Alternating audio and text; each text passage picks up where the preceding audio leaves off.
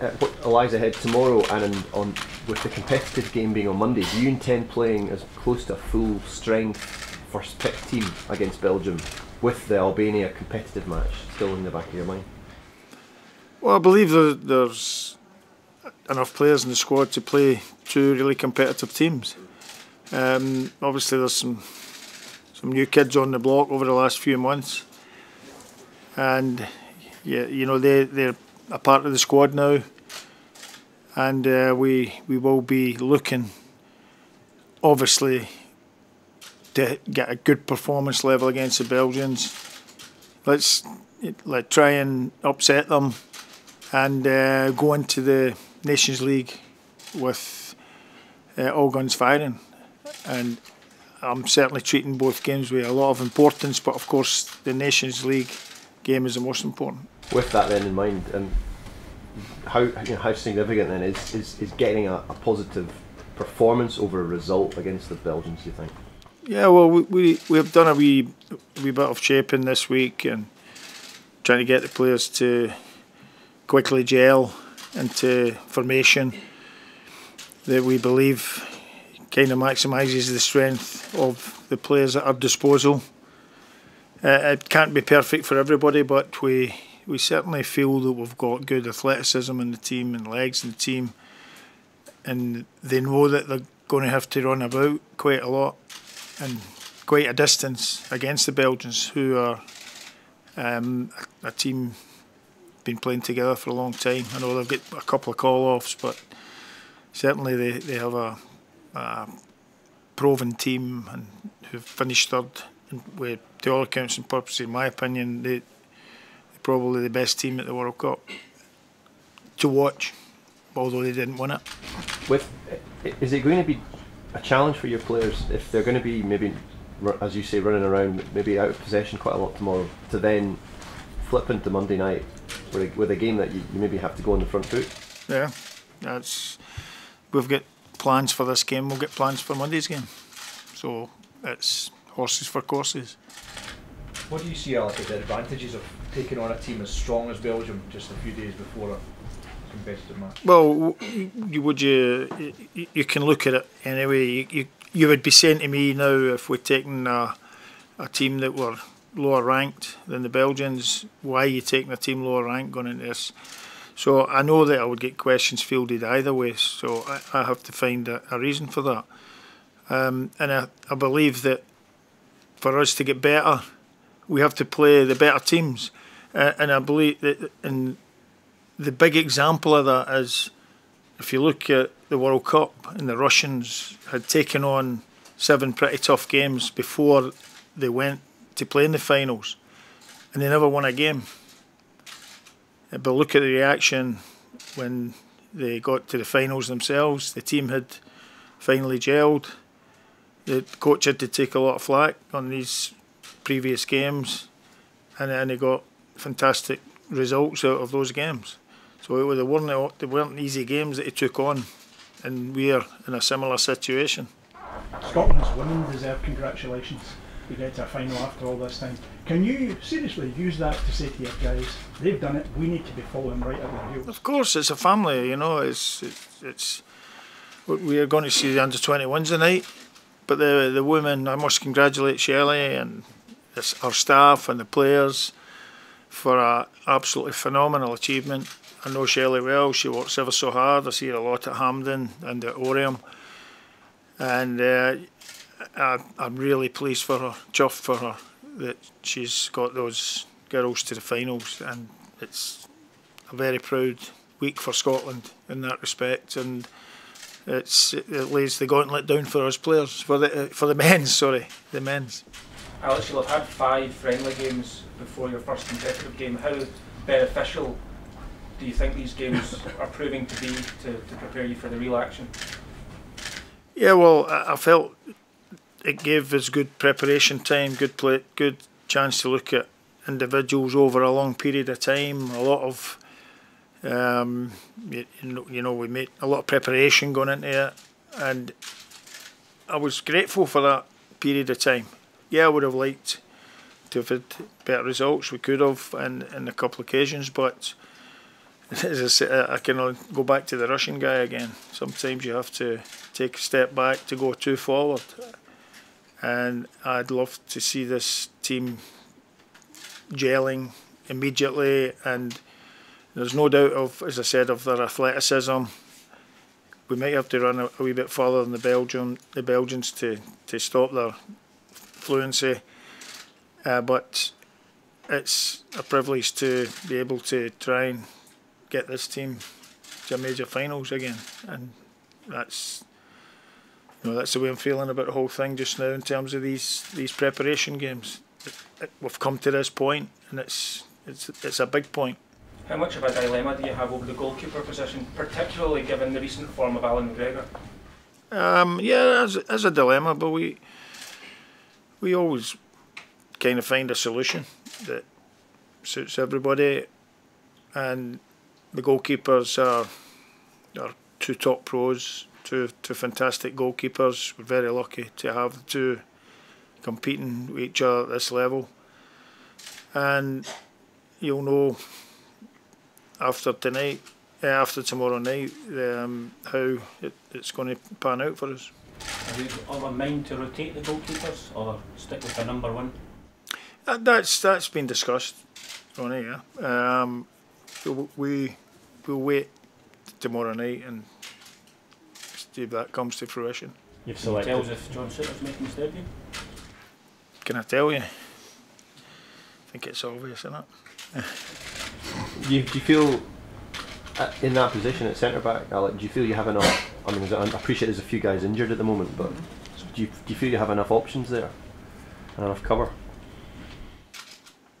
In terms of these two games, or for the future? I appreciate there's a few who would maybe normally be in the squad who are injured for this double header, but in terms of this squad, in case someone goes down.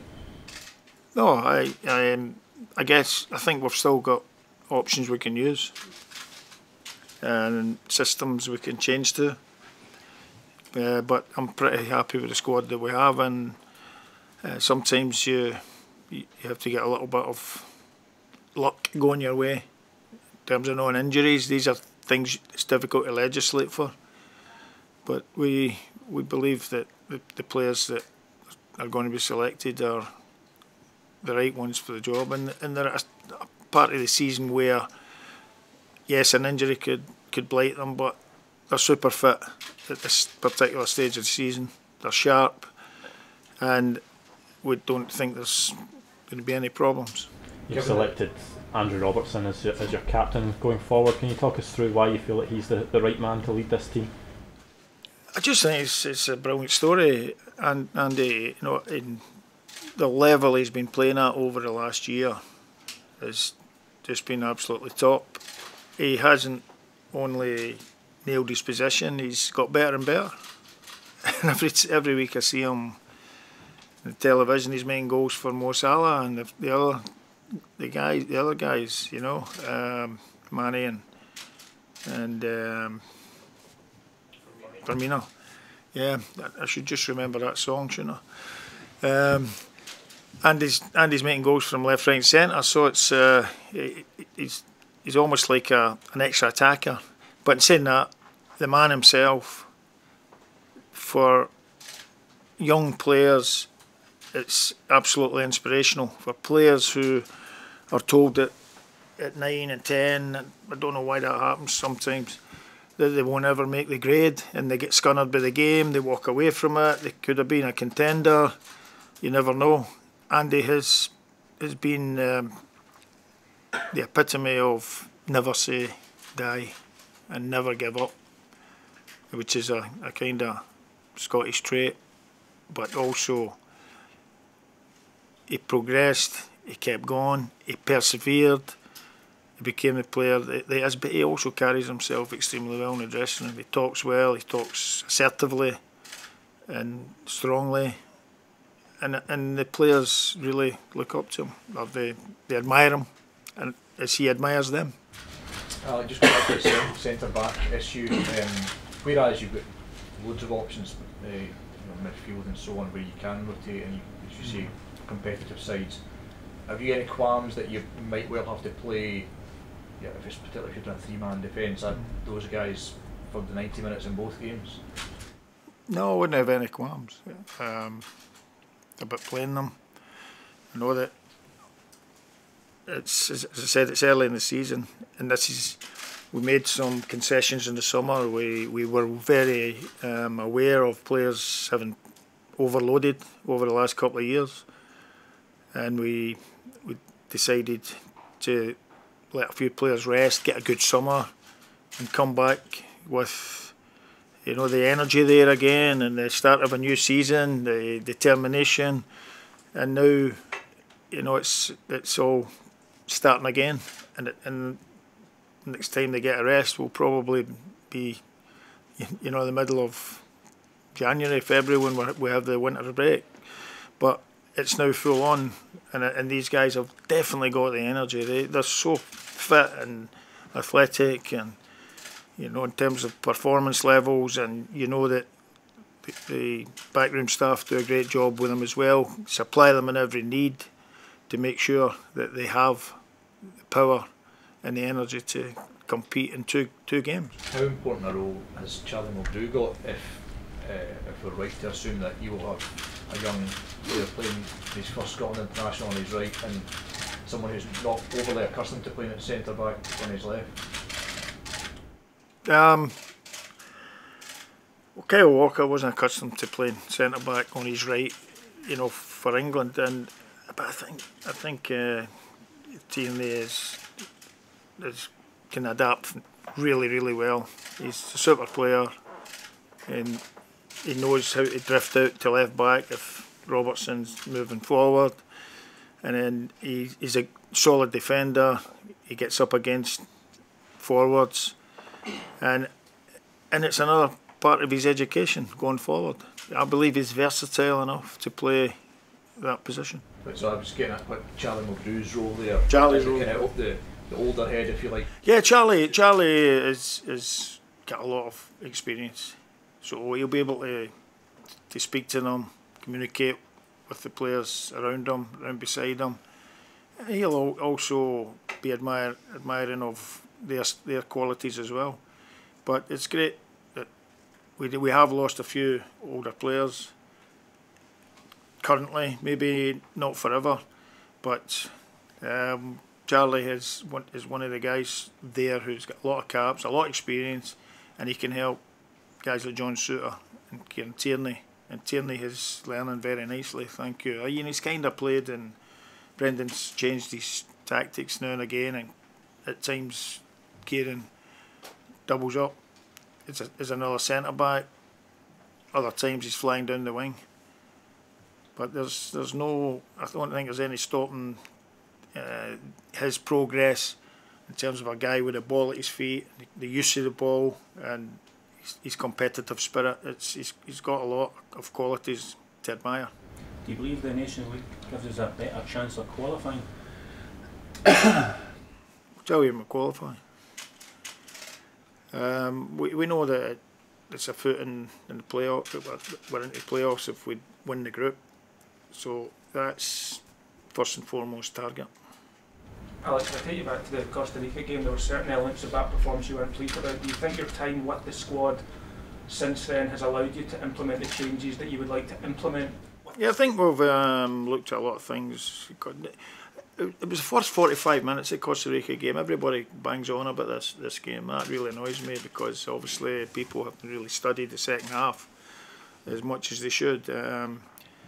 We started a little bit tentatively, just new faces and trying to get the system correct and positioning correct, and we were a wee bit rusty, and from that point of view lost an early goal, and you know, we stumbled through to half time, and the second half was we shouldn't have lost the game, but anyway we did, and we've made a lot of progress since then, from the point of view of trying a lot of players who might not have thought they'll get a chance for Scotland. Now we're at that stage of our history where, you know, we got to do that, and now's the time, because we haven't qualified for a long time. Then I felt that I had to try these young guys. And a lot of them have shown up really well in South America and Central America in the 2 games. And you see Stephen O'Donnell still here, and there's other guys on our roster that we can call upon. So it wasn't a wasted trip. In fact, we turned it into a very positive one.